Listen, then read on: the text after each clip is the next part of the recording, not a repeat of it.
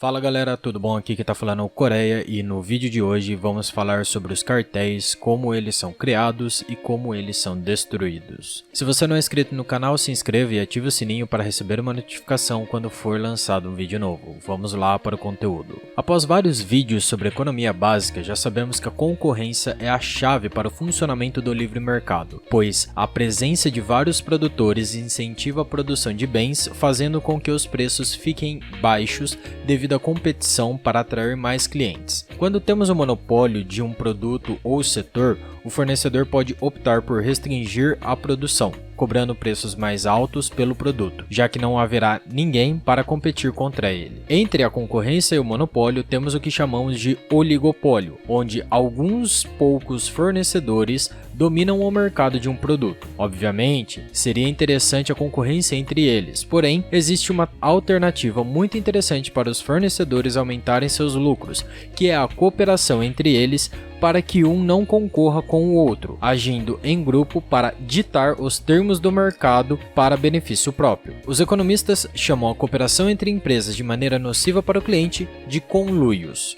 Essas cooperações são sempre nocivas, pois o preço resultante torna os mercados menos eficientes. Adam Smith reconheceu a importância do interesse individual no livre mercado, mas sempre alertou a possibilidade da criação de oligopólios, principalmente quando ele disse que, abre aspas, as pessoas de um mesmo ramo raramente se reúnem, nem por alegria e diversão, mas a conversa termina em conspiração contra o público ou em alguma trama para elevar os preços. Fecha aspas. Apesar da ideia ser ruim para o livre mercado, eram muito comuns os conluios durante o século XIX nos Estados Unidos, já que essas empresas tinham um lobby fortíssimo com a federação. Naquela época, a expressão mais utilizada era trust, mas atualmente chamamos apenas de cartéis que podem atuar tanto dentro de um país quanto de maneira internacional. Além dos Estados Unidos, essa prática também acontecia corriqueiramente na Alemanha durante os anos de 1920 e 1930. A partir da década de 30, os países ricos começaram a criar leis contra os cartéis,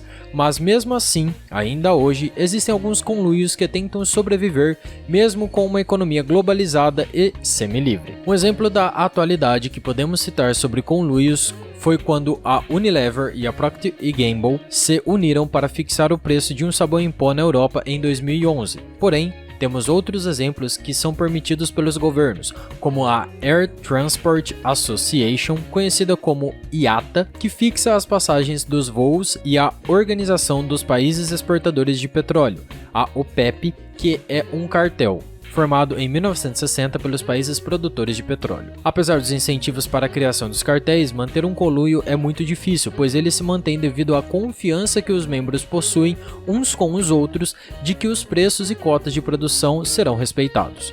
Por isso, cartéis com poucos membros tendem a ser mais estáveis e durar mais do que aqueles com muitos integrantes. Como os preços são artificialmente inflados devido à limitação da produção ou aumento do preço acima do valor de mercado, o objetivo principal dos cartéis, os membros menores, motivados pela possibilidade de lucrar aumentando a produção ou diminuindo o seu preço, tendem a trapacear, furando as decisões do grupo. Essa ação pode ser facilmente explicada pelo dilema do prisioneiro. O dilema é o seguinte: dois detentos podem optar por guardar o segredo que ambos possuem ou confessar o crime. Se os dois ficarem em silêncio, terão uma pena mais leve. Se um confessar, ganha imunidade e o parceiro receberá uma pena pesada. Apesar da melhor estratégia ser a de não falar nada, implicando em uma menor pena para ambos, a tentação de optar pela imunidade e confessar é muito grande, pois não sabemos se o outro irá cumprir o acordo de ficar em silêncio. O mesmo acontece nos cartéis. As vantagens para o grupo são maiores se todos cooperarem, mas a tentação de algum membro romper o acordo para auferir mais lucros é muito maior. Por isso que os cartéis estão sempre fadados ao fracasso, não necessitando leis para que não existam. Atualmente, os preços do petróleo estão muito baixos devido à Rússia e a Arábia Saudita não aceitarem as imposições da OPEP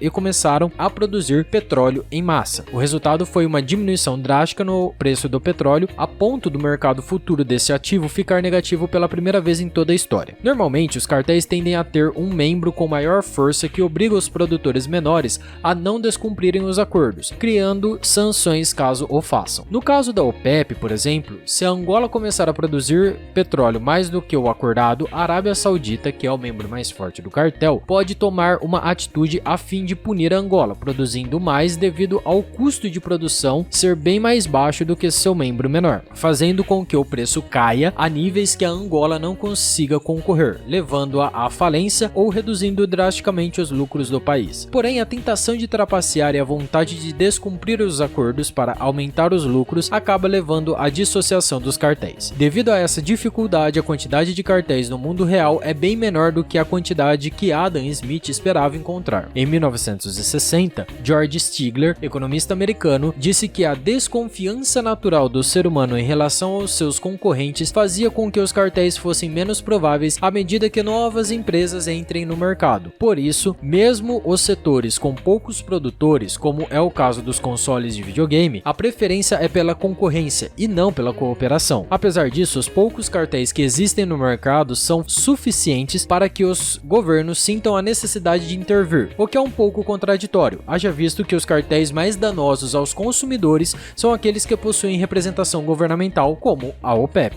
Para evitar os conluios, os governos criam leis que oferecem imunidade ao primeiro integrante do cartel a denunciá-lo, aumentando assim a preferência para que o grupo seja destruído. Essa tática funcionou com sucesso em 2007, quando a Virgin Atlantic Airlines, que estava fazendo um acordo com a British Airways, entregou o cartel, fazendo com que a empresa inglesa pagasse uma pesada multa. Os economistas libertários como Stigler são céticos quanto à necessidade de leis devido à instabilidade dos cartéis, e principalmente porque os governos tendem a ser amigos dos cartéis, já que consideram algumas formas de cooperação desejáveis, como a fixação de preços das passagens aéreas pela IATA e também quando houve a depressão da economia em 1929, onde certos setores formaram cartéis para manter o preço do petróleo e do aço a níveis acima do mercado. Apesar disso, os cartéis de governos continuam existindo e no Japão estão presentes em grande quantidade, já que os governos os permitem. E assim terminamos o vídeo de hoje. Falamos sobre os cartéis, como eles são criados, como a sua estrutura já está fadada ao fracasso e como os governos tentam ser contra eles, mas no final eles mesmos criam os conluios. Se você ficou com alguma dúvida, deixe sua pergunta aqui embaixo que farei o máximo que puder para conseguir respondê-la. Até o próximo vídeo e tchau!